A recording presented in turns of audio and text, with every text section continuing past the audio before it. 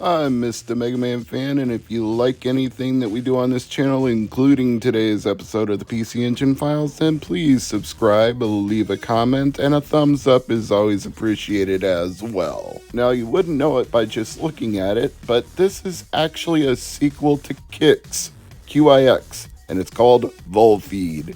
Once you get into the gameplay, it becomes pretty obvious. And perhaps even looking at the liner notes inside of this game, it's fairly obvious from that too, but the name alone sure doesn't tell you that it's a sequel to Qix.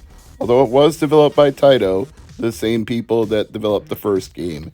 And if you've never played Qix, well, you're going to see some gameplay footage in a little bit, and I can tell you right now it's about 90% the same from one game to the other. The sequel adds some power-ups that don't really affect the gameplay too much, so if you have a good strategy for playing Qix, it'll work in Volfied and vice versa. But I went out of my way to buy a more complete copy than a loose hue card. I wanted something in a gem case and that came with the liner notes. And the liner notes themselves, even though they are in Japanese, will show you a little bit about how this game is played.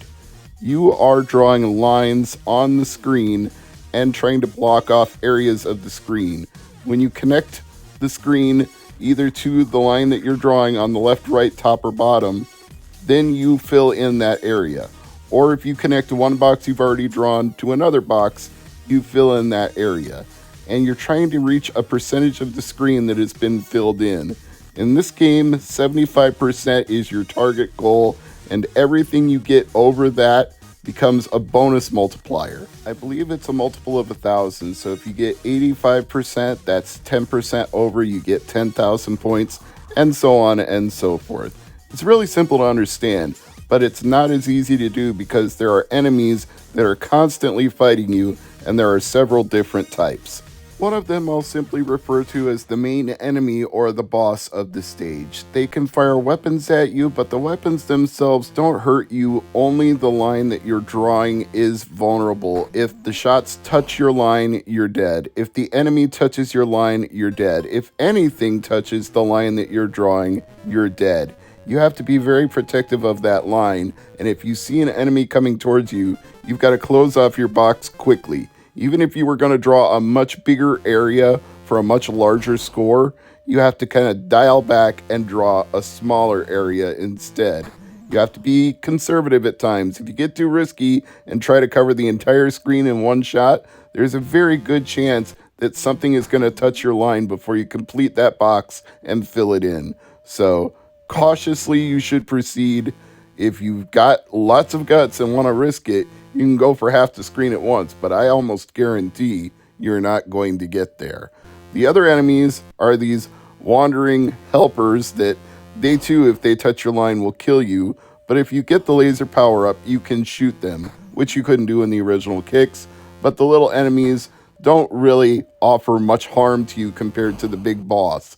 That's the one that covers the most surface area of the screen and has the most potential to touch your line. There's also what I would call a spark that will follow you if you stall in the middle of the screen. Let's say you start drawing a box and for some reason you stop and decide not to finish it. As long as you are inactive, that spark will chase your line from the edge of the screen or wherever you started drawing it all the way to where you are. And if it touches you, you're dead. So don't sit still once you start drawing a box. You either fill it in and complete it, or you turn around and link it back to a previous box, but you can't just sit there and ponder your options. If you do, it's going to travel down the line. Think of those old Bugs Bunny cartoons where Yosemite Sam lays down a trail of gunpowder and Bugs sneaks up behind him and lights a match to set the gunpowder trail on fire. It follows the gunpowder all the way back to the barrel Yosemite Sam is carrying and explodes. That's what the spark is like in either Qix or Volfied. It's just going to follow that line until it gets to you and goes kaboom, and you die. There are extra lives in some of the power-ups that you can collect, although it seems to be very sporadic and I haven't done it very often. There are also time freezes that are marked with the letter T, and those are super helpful because you can clear almost the entire screen while the enemy is frozen and get a really big score. And there's one that's labeled S, which I'm not quite sure what it does. I think maybe it speeds up the drawing of your line, but I can't prove that because there's no option to draw fast or slow like the original kicks, which was only a feature of a score multiplier anyway. If you drew slow, you were at bigger risk of getting caught, but you'd get a bigger bonus for the box when you filled it in. And if you drew fast, you could get away from the enemies more easily, but you would get a smaller reward for filling in the screen. In Volfied, they seem to have done away with that mechanic altogether. You know, you would think with both the 1 and the 2 button, one could be your fast draw and one could be your slow draw, but there's only one draw speed button. The other button does nothing while you're drawing. It only serves the purpose of firing the lasers when you collect them. Oh, and incidentally, if I didn't say that, you need to collect them by drawing a box around them. There are some that will be on the screen right at the start of the level, and others will just appear at random, and if you draw them before they disappear, then you collect them. So those are the mechanics of Volfied. Other than that, you just have to fill in as much area as you can until you reach the percentage threshold to win the level, and then anything beyond that, you get a bonus. I also believe there's a bonus if you manage to trap the main boss enemy inside of a box. Now, I didn't do that in this gameplay session, and I wasn't going to record 10 hours of footage just to show you me doing that once. But I do remember it's possible in other versions of Kicks that I've played. And since this is not technically Kicks, I can't attest to the fact of whether or not you can really do it in Volfied. I suspect you can, but I can't prove it. And it's also different from Kicks in the fact that you could have multiple boss enemies on the screen at one time, so trapping one within an area was actually incentivized, not just for the score bonus, but to keep them from wreaking havoc when you had to deal with multiple enemies that were in your playfield at one time.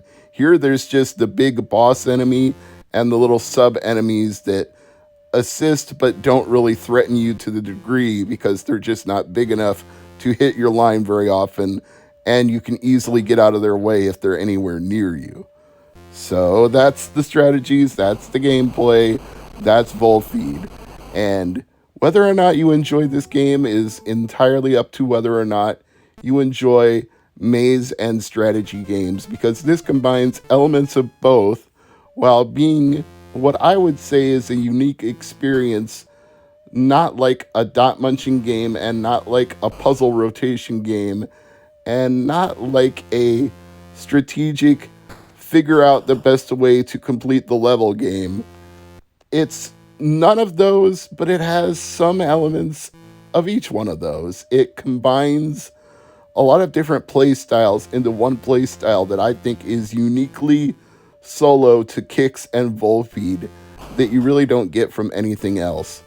And that was possible back in the 1980s when we didn't have all these preconceived notions of what games should be.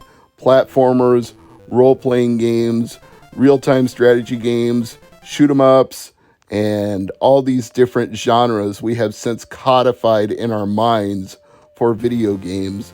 Back then it was the Wild West. In the 70s and 80s, whatever you could think of, you could do it. Now, there aren't many home versions of Volfied. There's an Atari ST version, a Sega Genesis version, an MS-DOS, and a Commodore 64 version, and I can't say I've played any of the rest, but I do like this PC Engine conversion quite a bit.